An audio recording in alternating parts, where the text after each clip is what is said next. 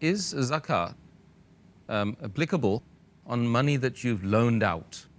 As far as money that is lent, anything lent, whether it is gold that is given on loan, or silver, or money, or currency, the person who owns that, he has to pay zakat on it.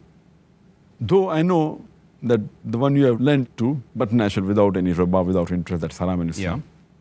If you have lent to someone, then the person who owns it has to pay, and the person who uses it, he doesn't have to pay.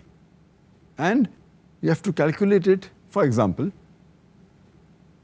if you have given for a business deal, saying that we share the profit, then it is your money, yet you have to pay the zakat. There are two types of loan that are given. One is secured loan and the other is unsecured loan. If you give to one of your friends or your relatives a loan without any riba, interest, just for the sake of Allah subhanahu wa ta'ala, if it is a secured loan, knowing the person is rich and return it to you, you have to pay zakat every year. So if you give it and about a couple of years pass, maybe 2 or 3 years pass, you have to pay every year the zakat on that amount.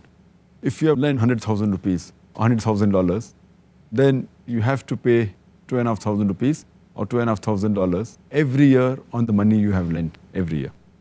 If you do not have the money you have lent is all that you had and you cannot pay zakat, then when it comes back to you, if it comes back to you after 3 years, then you have to pay for the 3 years. That is 3 into 2.5, you have to pay 7.5%.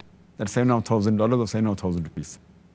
And the other type of loan is an unsecured loan, where the person who you have given to, maybe he's poor, and you have doubts whether he will be able to repay the money or not.